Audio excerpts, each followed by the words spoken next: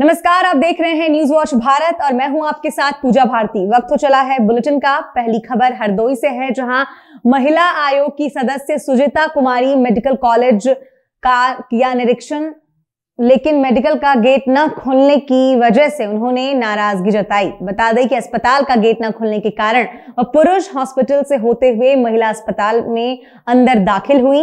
इसके बाद उन्होंने महिला अस्पताल की व्यवस्थाओं का जायजा लिया। लौटते वक्त उन्होंने महिला अस्पताल के CMS से गेट न खुलने की वजह जानी और साथ ही यह हिदायत भी दी कि अगली बार उनके आने पर अगर महिला अस्पताल का गेट न खुला तो वह गेट के बाहर ही धरने पर बैठ जाएंगी। अगली खबर लखनऊ से है, जहां यूपी कांग्रेस प्रभारी अविनाश पांडे ने बैठक की है। बता दें कि इस बैठक में प्रदेश अध्यक्ष अजय राय और आराधना मिश्रा भी मौजूद रहे। अजय राय का कहना है कि कांग्रेस के विधानसभा घेराव से घबराई योगी सरकार पुलिस के माध्यम से कांग्रेस नेताओं एवं कार्यकर्ताओं को डरा धमकाकर विधानसभा घेराव में शामिल होने पर आने के लिए रोक रही है। हम जनता की आवाज उठाने को लेकर विधानसभा का घेराव कर रहे हैं।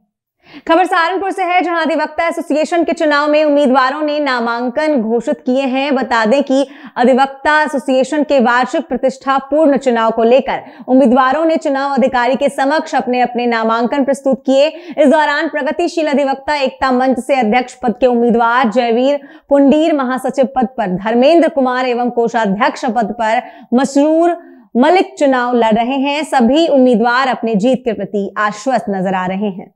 मैं कोषाध्यक्ष पद का प्रत्याशी हूँ। प्रगतिशील अधिवक्ता एकता मंच और ब्रदरहुड, इन सभी का मैं प्रत्याशी हूँ। और सिविल कोर्ट सहारनपुर में 20 तारीख को चुनाव होने जा रहा है। कई साल से हमारे यहाँ AC लगवाए गए थे, आज तक 2-3 साल से गर्मियों में AC नहीं चले हैं। हमारा ग्रुप BSP गुट से अव्वल है और सबसे ज्यादा मतों से विजयी होगा और विजयी होकर के हम सभी अधिवक्ताओं के कल्याणकारी कार्य के लिए पूरी कोशिश करेंगे। सबसे बड़ी पार्किंग की समस्या है, हम पार्किंग की समस्या को समाधान करेंगे अगर हमारी कार्यकारिणी आती है। और दूसरी समस्या है जूनियर अधिवक्ताओं के चैम्बर की, उनकी भी हम पूरी कोशिश करेंगे कि जो जूनियर अधिवक्ता है उनके लिए बैठने की और चैम्बर की सुविधा हो सके। और कोशिश रहेगी कार्यकारिणी से बैठ करके बात करके कि हर साल हर महीने जितना भी कोष आता है, जितना पैसा वकालतनामों का या अन्य दल से आता है एसोसिएशन में, वो हर महीने बोर्ड पर लगाया जाएगा। कितना खर्चा हुआ है, कितने आई हुए, इससे पारदर्शिता बिल्कुल क्लियर हो जाएगी। पहली कार्यकारिणी का कुछ पता नहीं कितना आय हुई है, कितना खर्च हुआ है। सहारनपुर अधिवक्ता एसोसिएशन का वार्षिक चुनाव चल रहा है। प्रगतिशील अधिवक्ता एकता मंच और ब्रदरहुड अधिवक्ता एकता मंच और जागरूक अधिवक्ता मंच की ओर से हमारे प्रत्याशी पूरा पैनल है। जयवीर पुंडीर जी अध्यक्ष पद के लिए है, धर्मेंद्र जी सचिव पद के लिए, मसरूर मलिक जो है कोषाध्यक्ष पद सहित सभी प्रत्याशी चुनाव मैदान में है। इस बार हमारी कांटे की जबरदस्त टक्कर के साथ हमारा पूरा पैनल जीत करके आ रहा है, क्योंकि जो भी अलग संगठन थे वो इस बार हमारे साथ पूर्ण रूप से तन मन धन के साथ खड़े हैं। और हमारी सबसे पहले प्राथमिकता रहेगी एडवोकेट प्रोटेक्शन एक्ट को लागू कराया जाए। साथ ही युवा अधिवक्ताओं को जो चैम्बर नहीं मिल पा रहे हैं उनको चैम्बर्स की व्यवस्था कराई जाए। जो यहाँ पर पार्किंग की व्यवस्था है उसको ठीक कराया जाएगा। साथ ही यहाँ पर पानी भर जाता था बरसात के समय में, उसको दूर कराने का काम किया जाएगा। वो गुटबाजी का समय चला गया है। इस बार केवल प्रगतिशील अधिवक्ता एकता मंच के साथ सभी संगठनों ने अपना पूर्ण समर्थन दिया हुआ है और सभी साथ मिलकर के चुनाव लड़ रहे हैं और जिताने का काम कर रहे हैं। खबर हमीरपुर से है, जहां खनिज अधिकारी वशिष्ठ यादव पर जिलाधिकारी द्वारा शिकंजा कसा गया है। बता दें कि उप लोकायुक्त द्वारा जो आय दी जाती है उस आय से अधिक की संपत्ति होने पर जांच के आदेश दिए गए हैं। साथ ही पिछले 5 वर्षों से अब तक की चल अचल संपत्ति का ब्यौरा भी मांगा गया है। अगली खबर हमीरपुर से है, जहां उत्तर प्रदेश लोकसभा आयोग द्वारा PCS परीक्षा के लिए केंद्र बनाए गए हैं। बता दें कि यह परीक्षा 22 दिसंबर को कराई जाएगी, जिसको लेकर जिलाधिकारी और पुलिस अधीक्षक ने PCS परीक्षा केंद्रों का निरीक्षण कर व्यवस्थाओं का जायजा लिया है। परीक्षा केंद्रों में CCTV सहित आयोग द्वारा निर्धारित नियमों के मानकों को पूरा करने को लेकर निर्देश दिए गए हैं। साथ ही परीक्षा केंद्रों में सुरक्षा को लेकर भारी पुलिस बल तैनात किए जाएंगे। अभी जो PCS परीक्षा होने जा रही है उसके लिए हम लोग ने इंटेंसिवली तैयारी कराई है। इसके लिए एक ट्रेनिंग प्रोग्राम जो है सारे जनपद स्तर के जितने भी अधिकारीगण हैं उनका करा दिया गया है, जिसके अंतर्गत हमारे जो स्टैटिक मजिस्ट्रेट्स हैं और सेक्टर मजिस्ट्रेट्स हैं उनकी नियुक्ति भी हमारे द्वारा कर दी गई है। और इसी क्रम में आज जितने भी सेंटर्स हैं उसका हमारे द्वारा और एसपी साहब के द्वारा संयुक्त रूप से निरीक्षण किया जा रहा है। जो भी अधिकारी जहाँ लगे हैं उनको भी मौके पर रहने के लिए कहा गया है और पूरी गहन रूप से जितनी भी व्यवस्था जो परीक्षा के लिए करानी है उसका जायजा लिया जा रहा है, ताकि किसी भी परीक्षार्थी को किसी तरह की समस्या ना हो। हम लोग ये भी इंश्योर कर रहे हैं कि ट्रैफिक भी अच्छे से मेंटेन हो, ताकि जो बड़े बड़े जो ट्रक्स निकलते हैं उनका भी हम लोग ने मेन सिटी प्रेमाइसेस और जहाँ पे भी सेंटर है उसके आसपास उसको मैनेजमेंट सिस्टम भी एक प्लान किया है और ये सुनिश्चित कराएंगे कि पूरी जो परीक्षा है उसको अच्छे से कराएं, सुचारू रूप से कराएं और किसी को कोई किसी तरह की समस्या ना।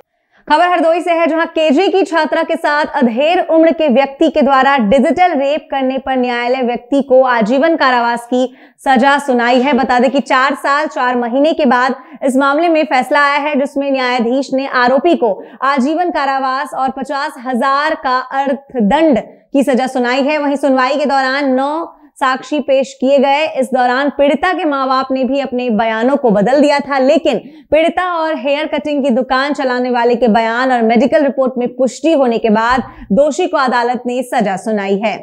ये वर्ष 2020 का मामला था और ये थाना कोतवाली शहर में ये अभियोग पंजीकृत हुआ था वर्ष 2020 में, जिसमें एक 4-5 साल की छोटी बच्ची थी, जिसको ये एक्यूज जो था छोटे और Akhilesh Pandey, sugar mill colony क्षेत्र का मामला था और ये उसको ले जा करके शुगर मिल कॉलोनी की झाड़ियाँ थी उनमें ये ले गया और ले जा करके इसने उसके साथ विभत्स तरीके से उसके साथ बलात्कार जैसी गंभीर घटना को कारित किया। एक छोटी बच्ची थी जिसके गंभीर चोटें उसके प्राइवेट पार्ट पर पाई गई थी और माननीय न्यायालय ने दौरान विवेचना इस सब चीज़ों का परिशीलन किया और परीक्षण किया है।